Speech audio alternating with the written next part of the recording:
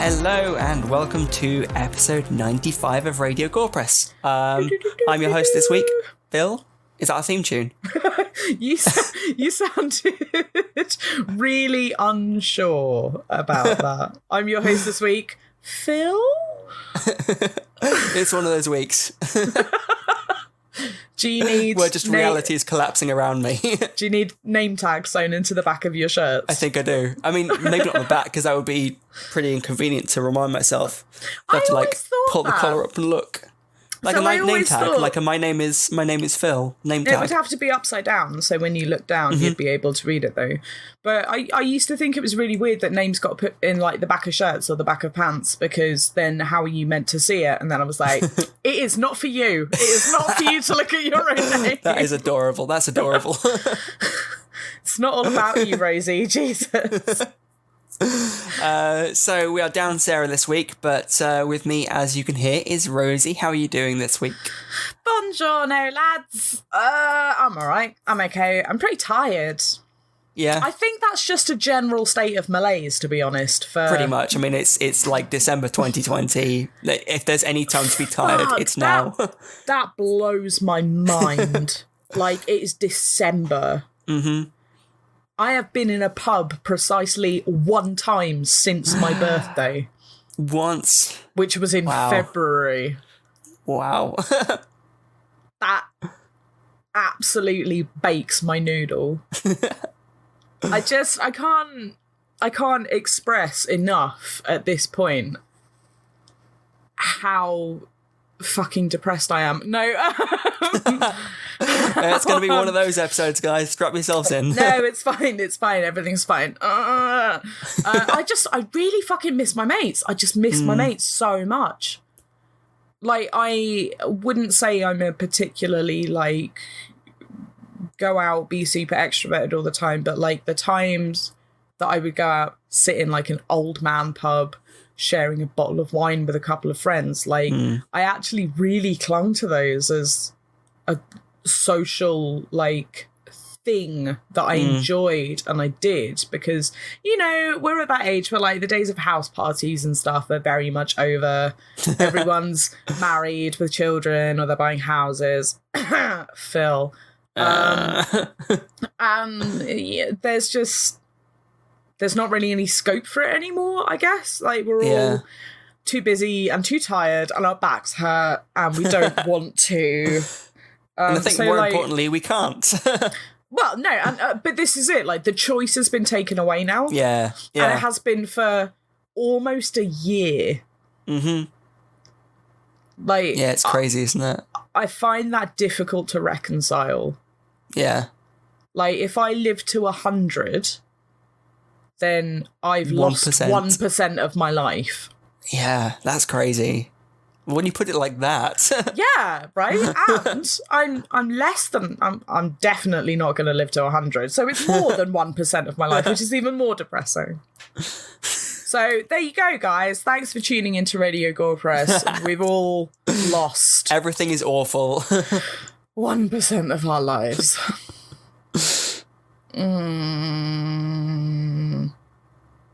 Anyway.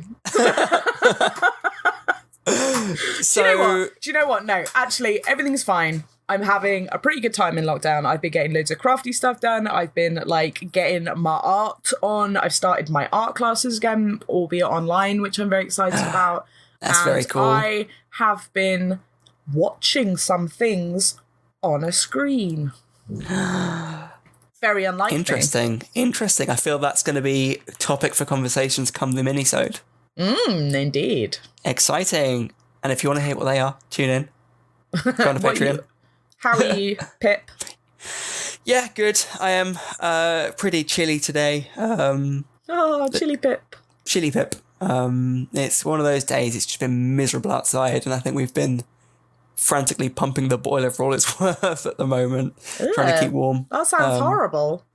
Yeah, I know. I kind of regretted it as soon as I said it. Pumping the boiler? Yeah, it's a manual boiler. Is it like one of those things that goes behind trains where you have two people, one on each side, like yeah, pumping to up load and coal down? into it. No, the little the trolleys, seesaw thing. Yeah. Yeah, exactly. But with a boiler in the middle. That's why it's so cold. Because you're lazy. Yeah. Because you have no stamina for these things. I don't even know how that would work.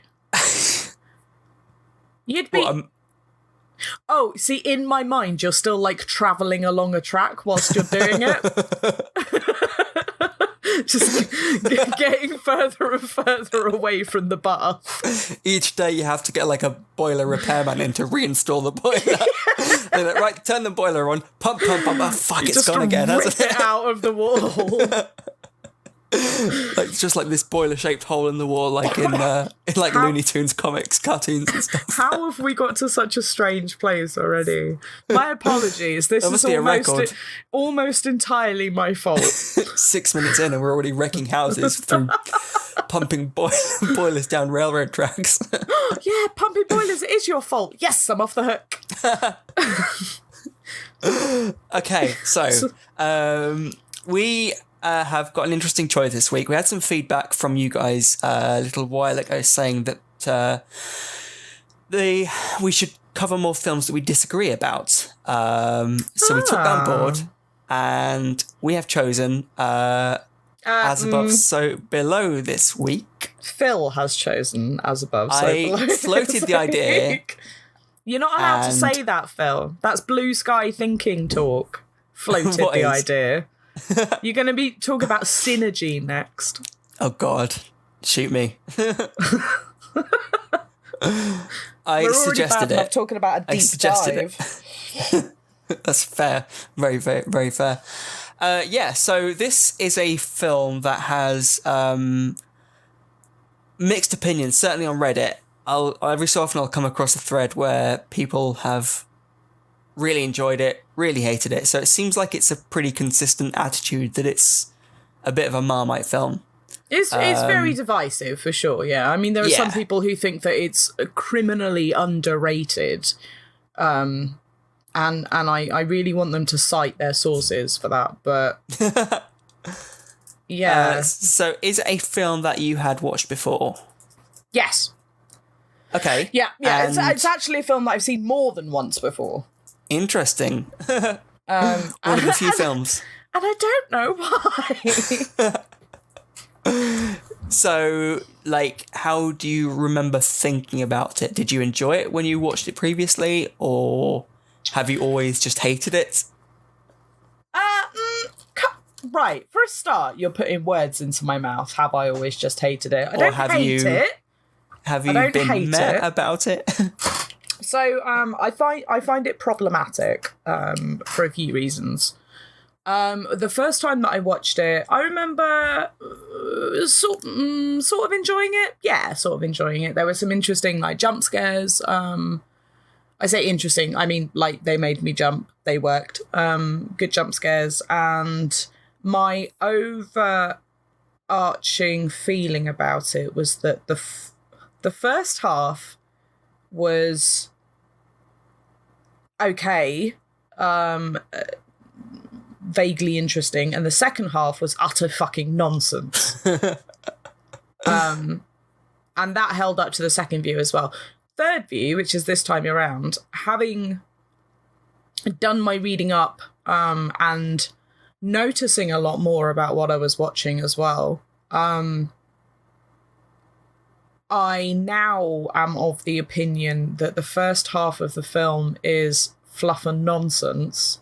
Okay. And the second half of the film is the actual film, but it's fucking ridiculous.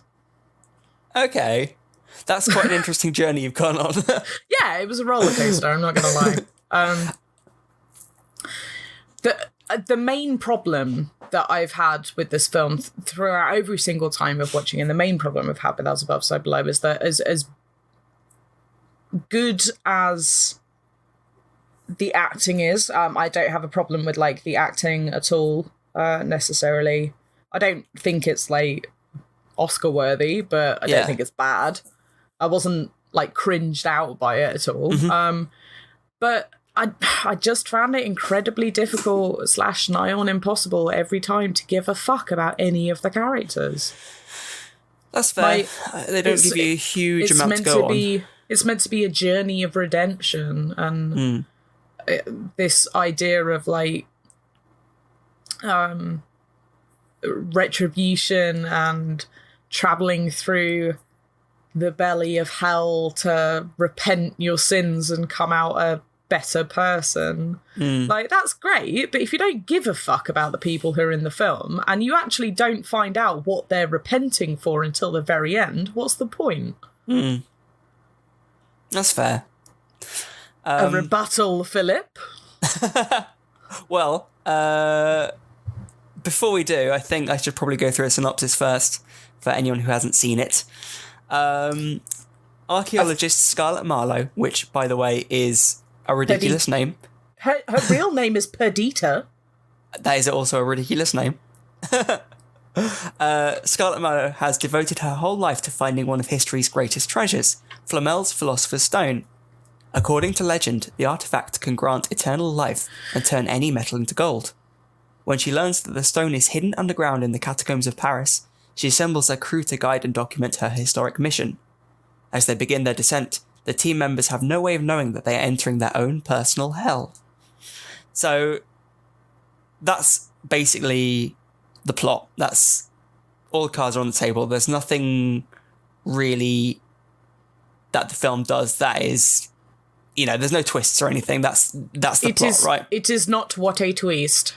No, not at all.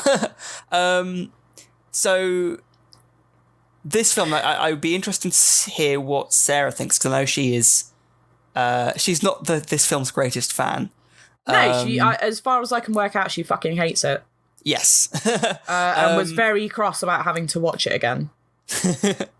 Which I feel tremendously guilty about. No, you don't. I don't. I just say it for effect. This film, I think, it kind of puts all of its cards on the table. I can totally get the criticism that's leveled towards it. However, it sets itself up as a film that is quite ridiculous. Like, within the first, 5-10 minutes, you're introduced to Scarlett, who knows like 12 languages, who has a bunch of degrees, super pretty, like black belt in Taekwondo, like whatever it is. Actually. Whatever, yeah. Yeah, basically you're introduced to Lara Croft. Right, yeah, and her best friend is a guy who breaks into like historic buildings and repairs mechanisms. Like, to me, this film... some kind of super sleuth church mouse who fixes clocks. Like, this film is ridiculous right from the word go. And I think that is why that's why I've always been on board with it, because it's never felt to me like a serious movie. And I don't mean that in a particularly bad way. Like, I appreciate that it's not in the... Let me gather my thoughts quickly. Use your words. Yeah. Serious in the sense that is in... What am I trying to say? I don't know, Phil. Idea. I have no idea. I've got no fucking clue. It's not a... Let's just say serious movie. Words are failing me. I cannot brain today. Oh, this is great when we're recording a podcast. And fantastic. I'm with just the presenting two of us. Great. I can't wait for the rest of this. So I see what you're saying about the premise being a bit ridiculous from the outset, and the idea that like Lara Croft Marlowe or whatever her fucking name is, and George just lived this bizarre life of like traveling to Turkey and getting stuck in prisons, and like, oh, what a fanciful life they lead. Don't any of these people have fucking jobs, by the way? Well, yeah, like, exactly. I think this... But I get that the premise is like ridiculous, but I find it difficult to reconcile that you can have a ridiculous premise which is played that straight. Okay. They don't try to make it seem like it's a non-serious film. They try to make it seem like it's a fucking deadly serious horror film. Yeah. but they've just put loads of silly shit in it. Yeah, I mean, I can see what you mean, and I was trying to like reconcile that as well, but to me, everything that happens within that film is consistent with the premise it sets up. So, jumping ahead of myself, there's a whole bit where they translate a poem, like a clue from Aramaic or something, like an ancient language, into English. And, oh, by the way, it happens to create perfect rhyming couplets. Like, yeah, no, I've got two ridiculous. issues with that.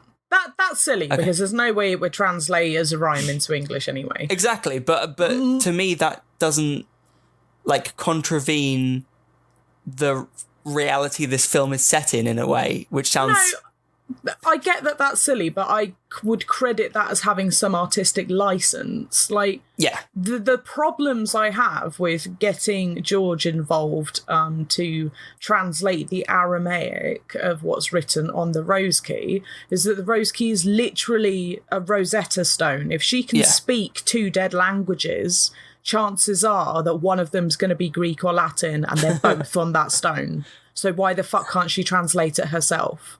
That is a valid point, and not one I'd considered. She doesn't need somebody to translate Aramaic when it's got 4 languages on that stone already. Yeah. Yeah. I can concede that. So George didn't even need to be in the film. All right. No, I concede that. I'm sure there was a better way of doing that. Having said that, George is my favourite character. Yeah? By far. Yeah, because from the very beginning, he's like, no, fucking no, absolutely not, nope, will not, shall not, how dare, bite you now, no. Yeah, and he was the sensible one of the group, wasn't he? I loved that about him, and it was only because he got, like, attacked by a wolf-like policeman that just fucking leapt at him, which is an interesting point that has links to the Divine Comedy to Dante's Inferno. Interesting, really? So Dante is like kind of pushed off of his path and led into hell by a wolf, basically. And like the way that the policeman leaps at him is very reminiscent of like being attacked by a wolf-like creature. So there's basically the entirety of the film, like they make no bones about it, the entirety of the film is essentially traveling through the 7 layers of hell. Yep.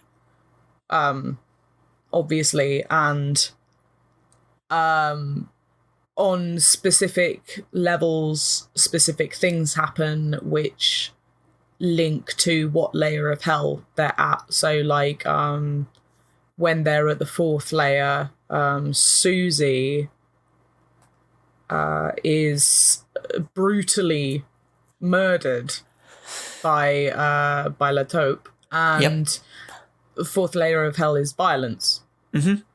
So it like they all make sense, and there's treachery where like a couple of people die, which is one of the lower levels, like level 8, level 9, something like that. But yeah, every level where something a cropper happens to some of the characters, they're all based on terrible things they might have done in their life. You don't actually find out everyone's backstory though, do you? There's some that's left a bit it's a bit vague, ambiguous. But for the most part you do. So there's a guy called Benji. Benji dies by being pushed down a well, essentially, like a hole in the ground, by random creepy woman who appears quite a lot in the film. So she's there outside the club at the beginning. She's in the choir. That spun me out. She's in the creepy choir, and then she is above this well, but she's holding a baby, isn't she? I think so. I'm not sure I noticed that first time around, but having kind of done some research onto the film, it seems to be the case. That seems to be the case. But that... I'm not entirely sure why you would put that in, especially like the woman holding the baby. I don't understand why you would put that into the film and then not make any effort to explain it. Yeah. I mean, there's an argument that certain other things are explained later on in the film which might make you think back and sort of extrapolate the information. Yeah. But I think it's kind of unfair to expect that of the person watching the film. Yeah. Because a lot of people, when they watch a film, or especially when they're watching like a horror, they're not necessarily the first time looking at all of the hidden information and all the like side notes that are going on. They're just immersing themselves in watching the film. So I think it's, I don't know, I think if their idea was to make people work it out for themselves, it's a bit mean. Yeah. That's fair. Because it's one of those things, you almost need to get a reputation as a director that does that sort of thing in order for people to dedicate the time. Like with Ari Aster, like for example, you would know going into a film of his, there is going to be subtext all over the place. There's going to be like hidden kind of things on screen that might point to X, Y, Z. Like, yeah, absolutely. He's one of those directors that has that it's kind of a hallmark of his directing style. Yeah, and this whole like extremist, Gaspar Noé and directors like that, like they crowbar information into their films. Yeah. And to an extent, this had a lot of lore and information contained within the film, but it wasn't none of it was very like clandestine, none of it was very hidden or anything. It was all very on the nose from the beginning. We're going to look for this hidden thing which relates to this lore. Look at this plaque on the wall that says this thing about this lore. It was all very like crayon written rather than it wasn't elegant. I didn't think there was any elegance to it. That's fair. I mean, I think that's right, and I think that doesn't, for me anyway, take away from the enjoyment of it. I still really and consistently enjoy watching this movie. It's interesting you say how it's all kind of fairly on the nose. I maybe this is just me being dumb, didn't pick up on the idea of them actually progressing through the levels of hell as kind of written in Dante's Inferno. I know they've taken the quote the from Divine Comedy. Yeah, sorry, yeah. I know they've taken the quote from it and sort of repeated it verbatim. Oh, abandon hope, all ye who enter here.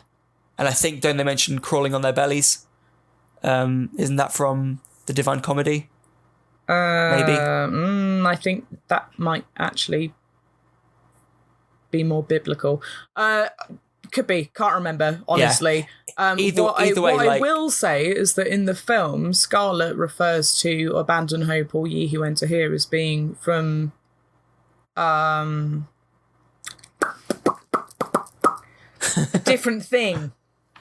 Oh, okay. A different thing. She says that it's like a quote which is known in mythology. It's being like a mythological quote, and it's not. It's from Dante's Divine Comedy. Gotcha. Okay. But no, it was interesting to find there was forgive the phrase, hidden levels to the film because I'm sorry. Because I enjoyed it very superficially when I watched it first, and looking into it I suddenly realised that actually they made an effort to have kind of constructed the film in such a way that represented like you say the levels of hell. Okay, so and I think that made me appreciate it even more. What did you think it was beforehand? Did you think it was a down they go and then they reach a door and then everything's backwards? Was that it? I mean, I think I was more focused on the kind of I suppose, occult element of it. The idea of kind of as above, so below, things reflected in, kind of the stuff we talked about with Colour Out of Space. Rather than But again, like Dante. as above, so below has very biblical connotations. Like that's where it as sort like of as on stems earth as it is in from, heaven. really. Yeah. So I was more focused on that rather than kind of the whole Dante thing. And it was only, like I said, it was only removing myself from the whole Philosopher's Stone storyline that I realised there was more to it than that. Had you conflated the ideas of like as above, so below with on earth as it is in heaven? I don't think I'd made that because I hadn't made that connection. I was only when I was looked into it that I realised that was where they kind of were inspired by. Right. Okay. If memory serves, Scarlett does sort of mention the idea of it being a bit occulty. That I could be misremembering. I know there's fucking loads of occult stuff in it. Yeah, there's like there's the plaque which is showing the as above so below thing. There's like Masonic imagery on there, and for sure there's occult things. The sheer alchemical nature of they mention of course, Munya and like vitriol. What was the other alchemical ingredient that they used? Lime, like limestone. When they're reading the gravestone of Nicholas Flamel, and they've got the Aramaic translation that they didn't actually need to be able to read Aramaic for. They're saying like the sun is Munya and the sword equals lime, and like all of these images like the moon, the sun, swords, cups, like it's all very tarot. Yeah. And it has a spiritual and occult link, definitely, in terms of the symbolism and imagery. Also, a lot of the items that are in the treasure room, not the actual items of treasure, but the items that are painted on the wall like a shelving unit. Yeah. Like a lot of those are various alchemical ingredients, and they're like vaguely occult things. I think there's like a rabbit's paw or something on one point, and there's lots of different stuff on there which is pretty fucking witchy, put it that way. Pretty fucking witchy. Pretty fucking witchy, but I don't know enough about it, but I feel like the whole King Arthur thing, like, is it King Arthur? I don't know. I assumed it was King Arthur because you've got a dead guy lying there, like, with a red cross on a Templar. white. Yeah. Right, well, this is it. Well, I don't know enough about it to really be able to go into it, but, like, the Knights Templar and the occult are both intrinsically linked. Yeah. Yeah. For sure. So I can see what they were doing with it. But again, like, it makes me cross that they just put something into a film with absolutely no need for it. Yeah. Like, there was no exposition within it. There was no explanation about it. It was just like, oh, and there's King Arthur. Cool, okay.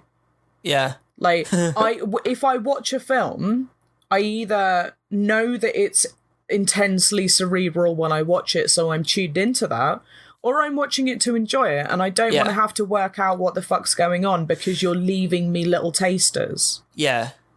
I think that's fair. That's fair. Like, it's kind of what I was getting at earlier. It's not a film that you go in expecting to have to piece together what's going on. Exactly. Because it does set itself up as a bit of a silly, like a romp, because she's, like I said, the setup is unrealistic to say, shall we say. I mean, I honestly, I didn't even start the film thinking, oh, this is going to be a silly romp through the Paris catacombs. Like, I watched it as a straight film. Yeah. I watched it as a, again, artistic license that there might be somebody in the world who's this fighting, treasure hunting polyglot who's got a best mate who fixes clocks in church towers for a living. Not even for a living, just fucking does it. Yeah. Fine, I've seen weirder stuff in horror films. I've seen weirder stuff in straight films before. So again, that comes down to artistic license. Mm-hmm. Fine, they could be whoever they want to be. But so I was expecting a straight film. I just was expecting to watch it and observe it and not have to do all the fucking legwork for them. Yeah, that might be, I guess, one of its main flaws, because I think there is a deeper film in there that perhaps a lot of people don't feel they have to give the credit for, I guess. It was such an awesome premise. Yeah. The premise of and it was the first film that was ever granted access to being filmed in the catacombs as well. So I feel like, they fucking screwed the pooch.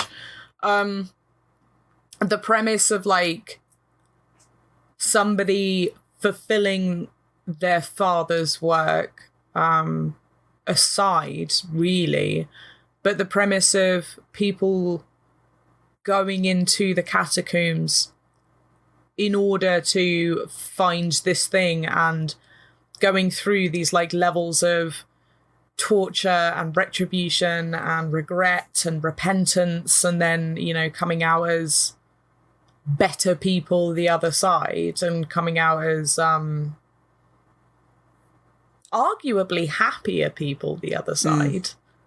The whole film is set up. I thought that was a really fucking wonderful premise. I just felt like the execution was so messy and silly. Yeah. It deserved to not be silly. Yeah. That's fair. I feel I don't want to get too ahead of myself because this feels like wrapping up. But I watched this movie and I really actually was quite scared by it. There were a number of really good, effective scenes. There's a steadily mounting dread as the film goes on, because I really love the interplay between the gang when they first get together. That whole scene in the van where Zed's doing his De Niro impression and they're trying to rap and it's all fun and silly. Yeah, but that's the point. It was enjoyable to watch. They felt like friends. It's a bunch of kids fucking about. Yeah. Yeah. And I think they execute the steadily mounting dread really well. So I really enjoyed it on that level. I think it's interesting that you found it was a steadily mounting dread. Well, more in the, it wasn't. Maybe I literally felt like they were pissing about and having a good time and having fun right up until the point where they got to that door or the bone pit and they went, "Oh shit, everything's terrible." At the moment where that tunnel collapsed, they suddenly went, "Shit," and then it all changed.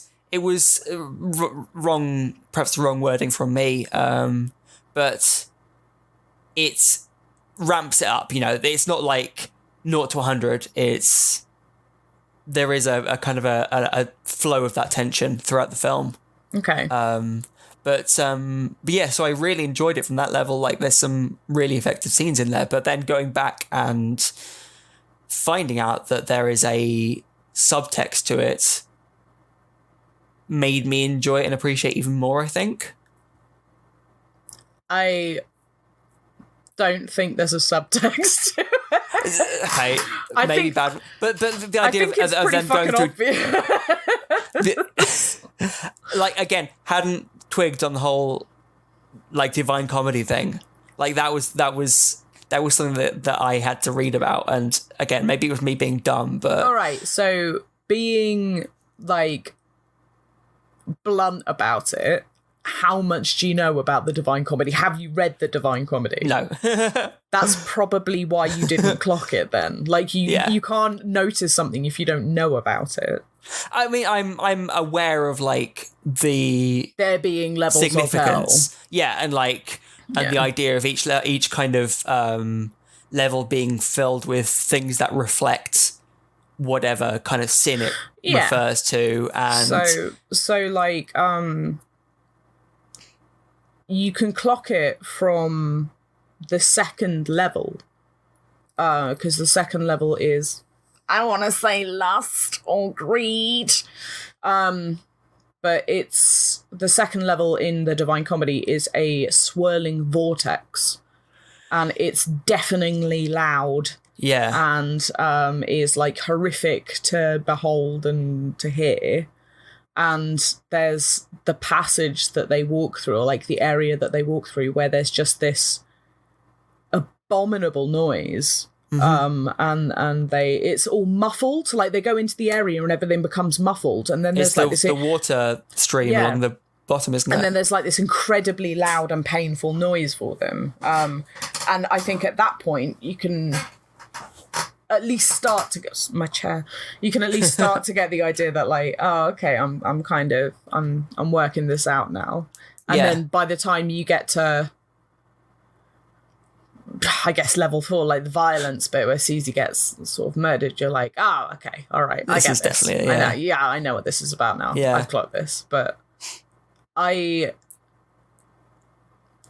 can't quite get past the fact that, again, you need to do all the legwork, but the whole film doesn't really have any point to it until the end. So the actual journey for like the Philosopher's Stone and fulfilling her father's like wishes or whatever, that's really a side plot, and it's not much of a side plot at that. If you think about it in terms of a plot by itself, she goes to look for a stone, she gets the stone, she goes and puts it back, done. And then like, the true stone was inside me all along. Oh, for fuck's sakes. Well, I just need to give him a kiss and rub him a bit. Sorry, I apologise. You said those words. I said those exact words. They came out of my entire mouth. But obviously the real kind of plot, if you like, is people who have all done supposedly terrible things, repenting or dying. Yeah. And that is not explained in any sense until near the end of the film. Yeah. It makes me wonder what kind of film it would have been had they, from the start, posed it as like an ensemble cast, rather than having like... How so? How do you mean? Well, like, as you say, it's like you're positioned as like, this is Scarlett's story, this is Scarlett's journey, this is her thing, and she's got these friends, and then that's the journey. Whereas had they, for example, started from the moment they met like Susie and Papillon and Zed... We'll get on to Papillon. Interesting. Then they would have more time to explore everyone's roles in like, or everyone's backstories in equal measure, rather than having to like crowbar them in. But they didn't explore anyone's backstories in equal measure. They didn't explain anyone's backstories at all. No. You know what I mean? The redemption angle is what I meant. They didn't give them enough story to earn that redemption, is what you were saying, right? I mean, for a start, yeah, but also I resent the fact that you need to wait till the end of the film to go, oh, that's why some of the... Oh, I see. There was a reason. Oh, okay. Yeah, but what I'm saying is, had they not basically cut out the whole thing about her getting the translations and just literally dropped the audience in saying, this is the cast, this is the people who are going down into the catacombs. Told us a little bit about them. They have done terrible things, X, Y, and Z, and then or had more about it. Then you'd have more time throughout the movie.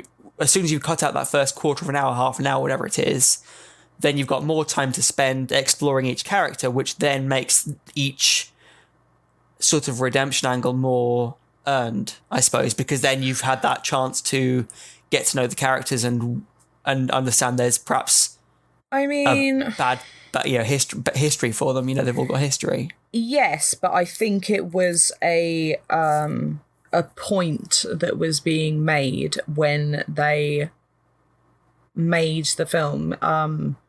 The point at which Scarlett is talking about as above, so below, what goes up must come down kind of thing. Like, the point at which she's talking about that is pretty much in the middle of the film. It's basically smack bang in the centre of the film. Yeah. And then they go through the belly of the beast and everything's backwards.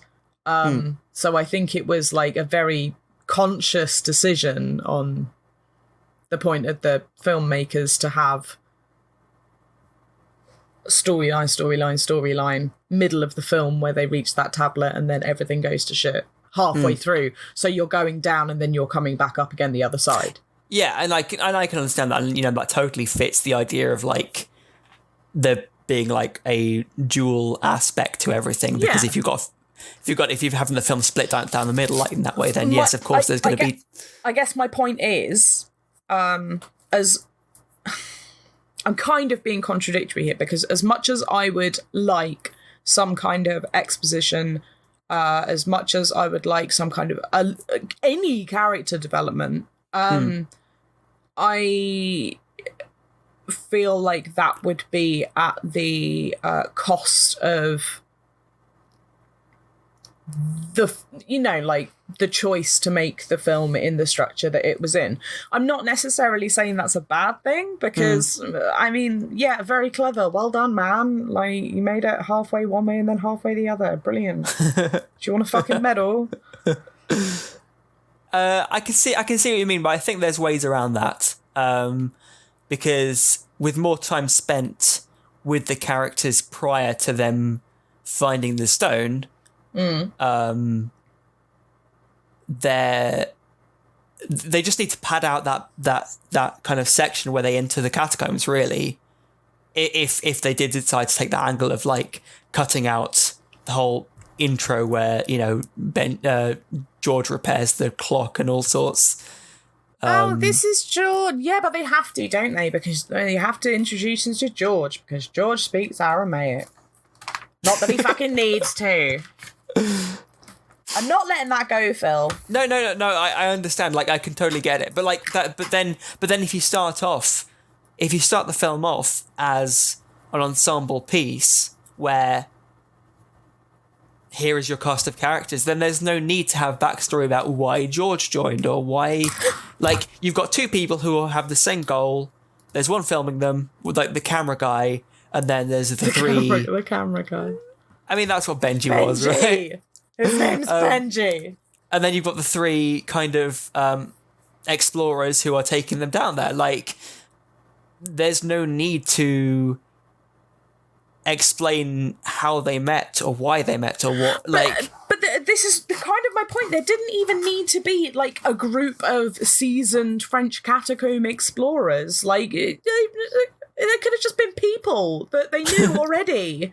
Like, if she can speak 12 languages and travels the world searching for, ancient artifacts, then I'm pretty sure that she knows somebody who's been down into the Paris catacombs before. Like, it's not outside of the realms of possibility. Also, I know I said we'd get onto it. Papillon is the biggest try-hard fucking wanker I have ever come across in a film. His hair makes me cross. They have to find him in a fucking jumped up club, which I mean was actually a real club and had a real DJ like set proper going real on. DJ, yeah, DJ Axiom, yeah. So like a legit place, but just fucking look at it. He still lives at his mum's. Like, you just know it, and he's got this like shitty little moustache, and he's got a shitty little smarmy look on his face, and I bet he like is horrible to women.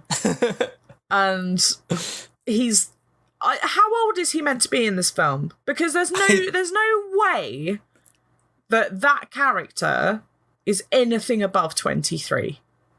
I would have said like mid-20s. I feel like it's written for a 17-year-old.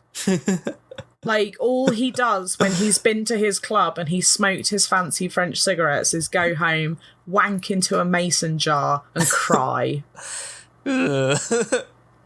I hated him. Why did you put that image in my head? Well, do you know what? It's there forever now. It's where it lives. Yeah. You're going to have to put up with it, and you're going to have to think about it every time you watch this movie. That's it. That's you forever. Yeah, I just, like... So not even did I not relate to any of the characters. I actively hated one of them. Okay. And was cross that he didn't die sooner, and was even more cross that he died in such a fucking ridiculous way. So, okay, right. Two sides to that. Because the actual way in which he dies, i.e. buried in the ground with his legs sticking up, yep. That has relevance to... my brain is failing me. It's a thing. Like, being buried, like, and having Head feet down. protruding from the mouth, and, like, very, very odd stuff going on. That has relevance, and it looked... pretty cool, like having somebody buried in the ground with their legs sticking up, just buried like head down. Like that looks pretty cool, and it was very unsettling because like he was still alive, and then very quickly he wasn't alive anymore. Some kind of like supernatural force dragging him by the ankles towards a burning car. That was fucking nonsense. Did you not think? Were you not like, oh, come on, this has gone a bit Looney Tunes, hasn't it? Like, I mean, no, because like I said, I It just appreciate just felt a bit Final Destination. Yeah, I mean, like, but I understand that, but like, I didn't feel like any of the film, for want of a better phrase, betrayed me. Like, it didn't feel like anything was subverting or going against the atmosphere they'd set throughout. Like, it's all a little bit ridiculous, and that's why I kind of enjoy it. We definitely watched the film in two very different ways, in that I watched it as like a straight horror, and you watched it, I think, as some kind of like cartoon lighthearted romp. I mean, no, not that. Not that. That's not how I watched it still, no. Lucifer. That would be a very different film. But like, how can you, okay, so how can you say that like it's a vaguely ridiculous film, like it's silly from the start, and then you have shots like the choir scene, which is genuinely pretty unnerving, and when you see the face of Lucifer, he's got the face of like a baby, like an angel. Yeah. And I don't see that as being like silly or ridiculous. I see that as being quite unnerving and unsettling. I think that's perhaps what I mean about the whole thing. What I was perhaps referring to when I said the steadily mounting dread. It wasn't necessarily the dread, it was just the mood that shifted, I think. Like, the end of the film is a lot... I mean, of course it is, but it's so different from the start. Yeah, I get that, but then that's a contradiction in terms, because if it gets very sort of unnerving and like full of dread towards the end, then why have a guy fucking dragged by his toes into a burning wreckage of a car? I mean, I don't know, maybe I'm not as discerning as you are, but I didn't really... I think I'm pretty fucking discerning at this point. I didn't have any issues with it. I mean, you understand this isn't a personal slight against you, Phil. Of course, yeah. And the same, honestly, I'm fine. I'm not upset. I just like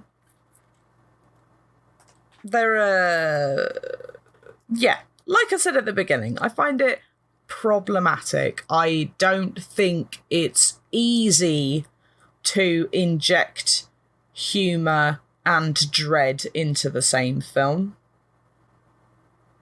Okay. Do you think they See, I think if they are too close together within the film, then yes. But I think it was crafted in such a way that the humor started pretty strong and kind of vanished towards the end.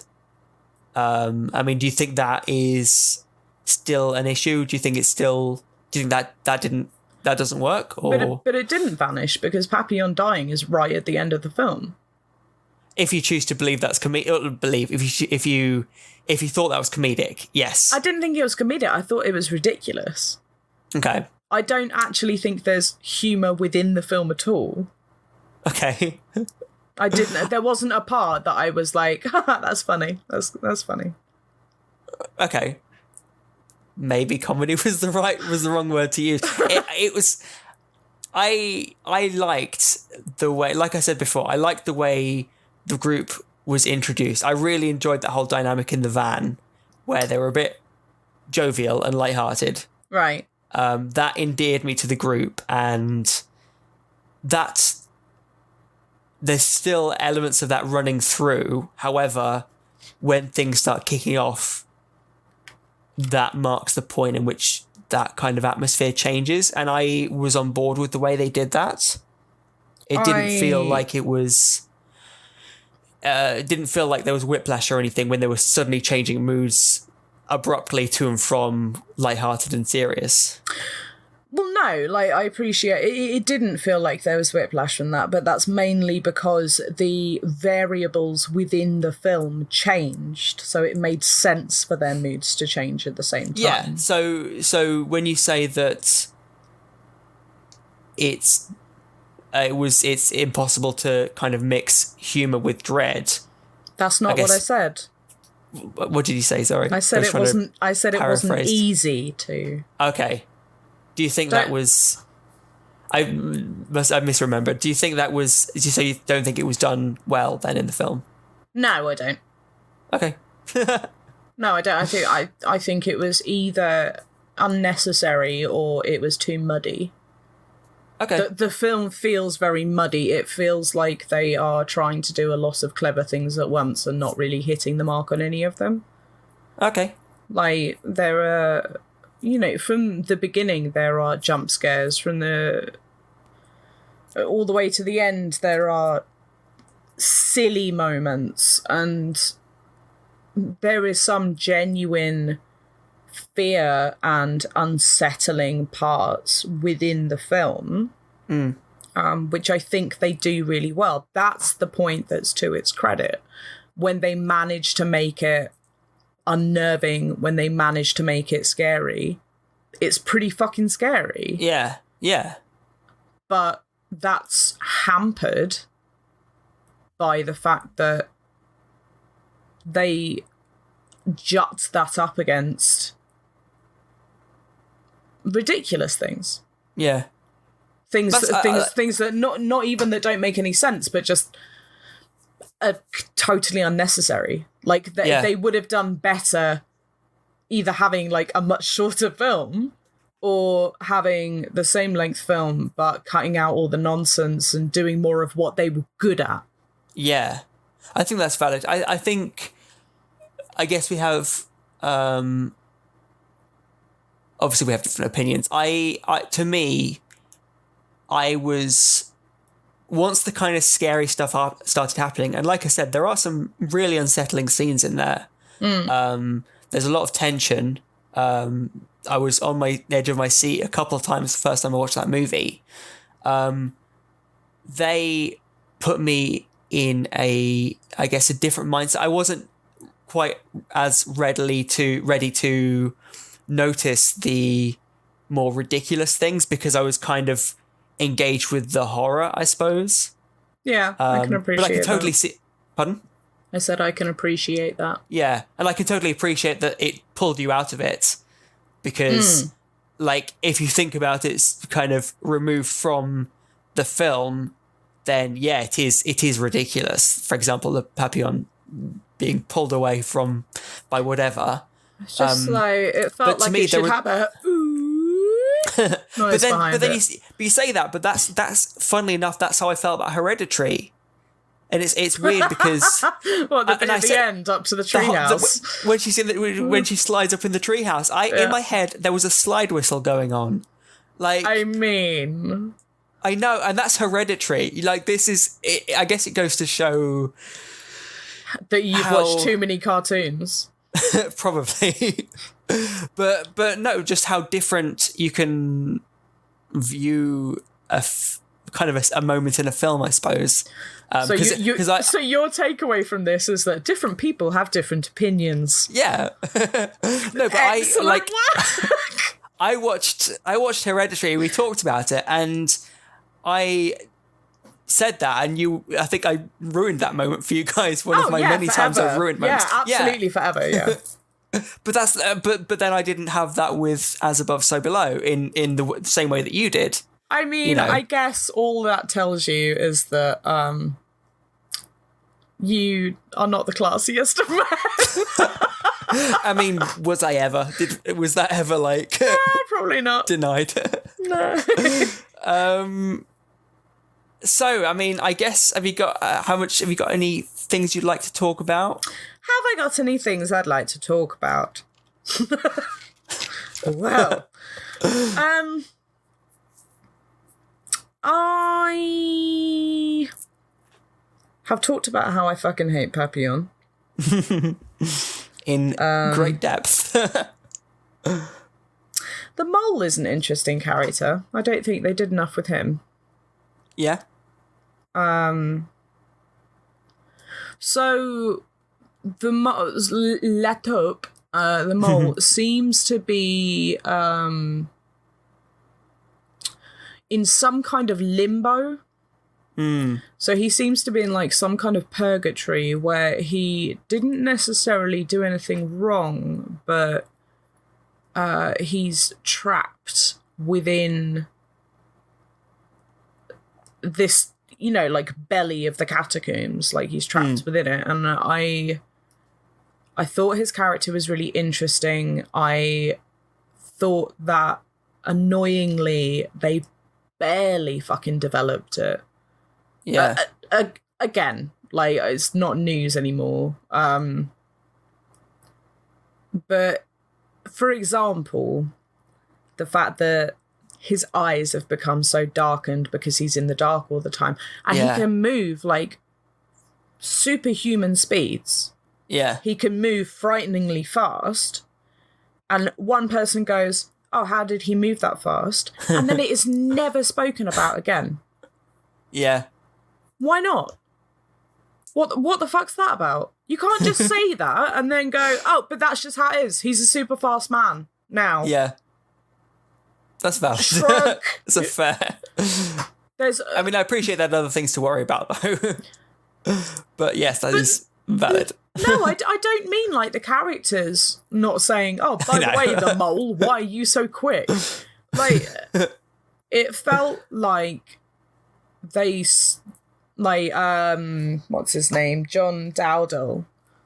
It felt like he spent so much time trying to put interesting things into his film that he neglected to actually expand on any of them. Yeah. So it's all very superficial to me. It's all very on the face. It's all very shallow. And do you know what? In terms of like sitting back and watching a film and not really paying attention to it, that's great. Like chewing gum for the brain, brilliant. Yeah. Yeah. But there's this weird disconnect between being able to just sit back and enjoy the film and what I was saying earlier about being made to do the legwork to understand why certain things are happening. Like it's dialectic that I can't really match up. Yeah, that's fair. Like, and it sits wrong with me. No, I think that's fair. It is an interesting one. Like I watched this movie very superficially, almost like a chewing gum for the brain type of movie. First time around, and I really enjoyed it. I appreciated that it was a bit ridiculous, but to me, the scary scenes were genuinely scary. Like, there was a lot of really effective moments in there. Yeah, I'd just like to see more of them. Of course, yeah, of course. You know, the like we said, the choir, the idea of like Satan, Lucifer himself, being sat on his throne at the bottom, like when they're trying to sneak around him. That was really unsettling. But again, like they literally see Satan, and he's like, "Oh, I'm gonna get you," and that's it. Yeah. No, like I can totally. I've never kind of claimed this is like so badly with words today. I know. I keep like trying to rethink what I'm saying. I've never claimed this movie is perfect. Good? I think I've claimed it's good. I just think it is. I've just really enjoyed it. Every single time I've watched it, I've enjoyed it, and I can appreciate that the characters aren't fleshed out and they are they're archetypes almost. You know, Scarlett is basically, like you say, Lara Croft, who isn't known for her having a rich backstory, kind of, you know. You take that back. I know, I was like suddenly doubting myself as I was saying, like, I've played a bit of Tomb Raider 1 and watched the movies, and that's basically my entire knowledge. Goodness. I know, I'm awful. But because the scary scenes were so effective, I was happy just overlooking them because I felt tense watching it. I felt tense. I felt like I jumped. There was plenty of like genuinely unsettling scenes, and I was happy to overlook the faux pas that the film made, I guess. The glaring like omissions in the storyline. Yeah, I guess if you're watching a film to be spooked, it is a good one to be spooked by. Yes, that's exactly how I watched it, I guess. Okay, yeah, I can get on board with that. I can get down with that. I feel like, as problematic as I found it, there are probably people who found it less divisive than I did. And although, admittedly, if Sarah's anything to go by, I think there are people who found it a lot more hateful than I did as well. I'm a bit wishy-washy about it, leaning towards quite a dislike. It's fine. Do you know, it's fine. If you don't want to really pay attention to it and just be spooked out for the purposes of being spooked out, then absolutely great. I would totally recommend it. If you want any kind of gripping storyline, or if you have any sort of base knowledge of the lore that they're referring to, then it's silly. It's really silly. It's a really silly film, and I am cross that it wasn't advertised to me as being a really silly film. Okay, that's fair. what it is at the end of the day. Yeah, I think that's perhaps why I feel so eager to defend it when people do kind of sort of say negative things toward it, because I did find it, as you said, it's a good film to be spooked by. It has a lot of merit. If you enjoy it as that kind of movie, it's really good. And I think kind of saying that it's awful or you hate it is kind of doing it a bit of a disservice, because I think it does a lot of things quite well. And that's why I'm just eager to kind of jump to its defense, I suppose. Okay. So yeah, well, you have made your case, and I still don't like it. So there you go. It's what it is. So this whole thing was for naught. Yeah, it's been fun though. It has been. Have you got anything else you'd like to say before we wrap up properly? No. About this film? No? Cool. Me neither. Oh, good. So I think we have a wrap-up episode coming soon, which you've got to look forward to. Yeah, we're going to have our end of the year where we sort of have a bit of a chat about what films we have seen that have been released this year. We might go into our top fives, although that does have to That does make the assumption that I've seen 5 films that have been released this year. So I might have to watch some films. I'm sure you've watched at least one. I have. We've covered one. So yeah. Well, there you go. Top one film of the year. I've watched at least one, and I've got another that I'm planning on watching. So I might have a top 2 of the year. I look forward to hearing what they are. Cool. Well, this has been a blast, and stay tuned for that episode, guys. Until then, we'll catch you next time. See you later. Stay spooky.